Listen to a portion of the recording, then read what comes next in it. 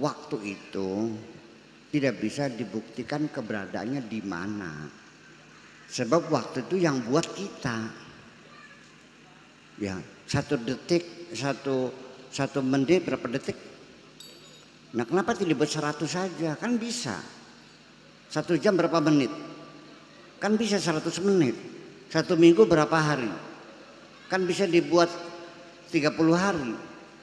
Dan ketika Anda punya anak, punya istri 2, yang satu istrinya tinggalnya di bulan, yang satu tinggalnya di bumi, dua-duanya melahirkan pada saat yang sama.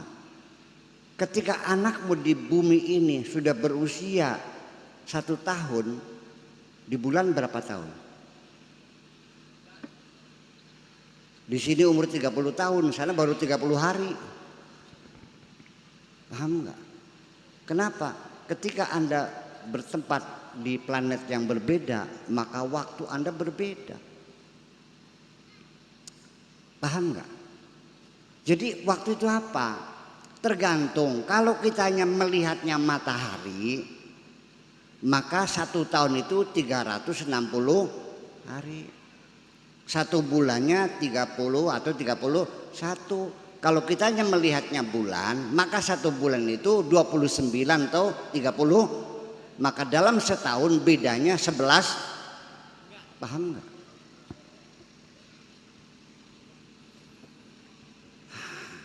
Ini relativitas itu seperti itu. Jadi memang begini. Tetapi walau bagaimanapun benda-benda planet ini berjalan secara konstanta, artinya berjalan secara permanen dan tidak pernah mengalami kelambatan sedikit pun dengan kecepatan yang sama. Apakah itu kecepatan matahari meluncur, atau kecepatan bumi mengorbit matahari, atau kecepatan bumi berotasi, ataupun kecepatan bulan mengorbit matahari, itu semuanya kecepatannya selalu stabil dan tidak pernah bergeser, sehingga posisi-posisi planet itu bisa kita hitung tanggal berapa, tahun berapa, bulan apa, jam berapa, menit keberapa. Bulan berada di tengah, posisi tengah antara matahari dan bumi, di garis tengah akan terjadi matahari tertutup bulan. Bisa dihitung sekarang. Percaya enggak? Nah, jadi waktu itu apa? Ya tergantung tolok ukurnya. Makanya orang yang dinamika hidupannya itu lincah, maka waktunya akan banyak daripada orang yang malas-malas. Betul enggak? Waktu yang hakiki adalah waktu yang ada pada dirimu sendiri. Adapun waktu yang di tembok namanya jam dinding, itu waktu artifisial namanya. Au manusami bi al-waqt al-istinai. Namanya al-waqtul istinai. Waktu artifisial. Tapi waktu yang hakiki adalah dalam diri kita sendiri. Percaya enggak? Oke. Ada enggak ibu-ibu melihat orang umurnya sudah 50 tahun tapi kelihatannya kayak baru 30 tahun? Ada, sering enggak? Ada enggak orang yang umurnya baru 25 tapi kelihatannya kayak umur 50 tahun? Ada enggak? Ya, jadi nanti proses waktu ini sampai dalam pergantian sel tubuh kita sendiri, itu juga kesempurnaan pergantian sel itu juga sama, karena kita bermain waktu juga. Ibu-ibu sekalian, otak kita ini bekerja, berpikir. Mungkin kerusakan sel di otak saya, mungkin di tempat ini paling banyak saya, karena saya lebih banyak beraktivitas ya Pak Tata ya.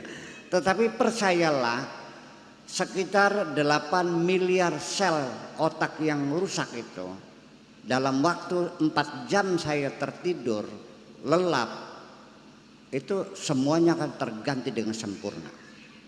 Percaya enggak? Kemudian tubuh kita juga sama, sekitar 18 miliar sel yang rusak tiap hari, diganti yang baru. Ini artinya badan kita yang sekarang ini itu bukan badan kita yang dulu waktu lahir, sudah lain.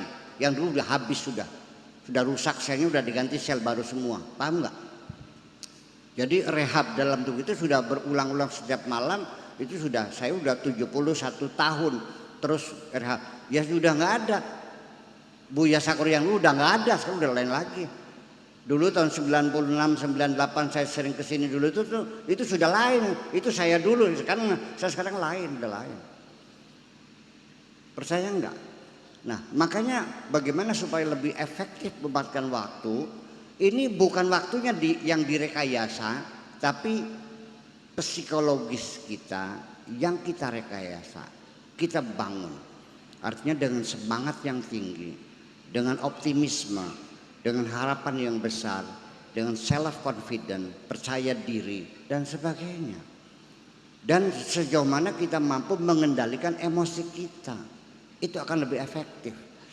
Sebab bagaimanapun nanti kecerdasan kita, kesuksesan kita itu sangat banyak dipengaruhi oleh kemampuan kita mengendalikan emosi kita.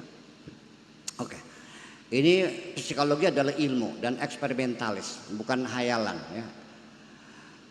Nih gini Ibu sekalian, 10 anak-anak ya usia kelas 1 SD dimasukkan dalam ruangan. Anak-anak ini dari berbagai macam kelas masyarakat ya, ada buruh tani, ada anaknya sarjana dan sebagainya. 10 anak ini duduk menghadap meja, makanan disiapin semuanya yang enak-enak. Ini seorang guru mengatakan, anak-anak tunggu, jangan makan dulu ya. Nanti ada komando aba-aba dari Bapak Guru. Bapak Guru mau pergi dulu, mau ngambil makan yang lebih enak lagi. Oke, ditinggal pergi. Ini memperhatikan perilaku anak-anak. Dipasang CCTV. Ternyata dari 10 orang anak itu hanya 3 orang anak yang mampu mengendalikan emosinya. Dia duduk rapi menunggu sang guru datang. Yang lain nggak sabar, wah rebut teman, wah balap gitu, takut takut nggak kebagian. Oke, itu diuji, diamati. 30 tahun kemudian tercatat yang menjadi orang-orang besar dan pemimpin besar adalah 3 orang anak yang bisa mengendalikan emosinya itu. Makanya di sini kita mendidik itu, ini mendidik manusia bukan kayak menggembala kambing ya. Kita sangat kompleks sekali, sangat sophisticated. Manusia ini adalah makhluk yang very sophisticated, sangat rumit sekali ya. Semuanya perlu ilmu semuanya. Nah itulah makanya ke depan ya sudahlah, gini aja lah. Lebih baik saya tanya, orang kalau waktunya jiwanya sedang bahagia, waktunya berjalan cepat apa lambat? Kalau berjalan cepat berarti Anda menang waktu. Yuk ke depan kita ciptakan hari-hari kita sehari-hari dalam keadaan yang bahagia. Amin. Satu kuncinya, jangan pernah menyimpan dendam dan kebencian kepada siapapun.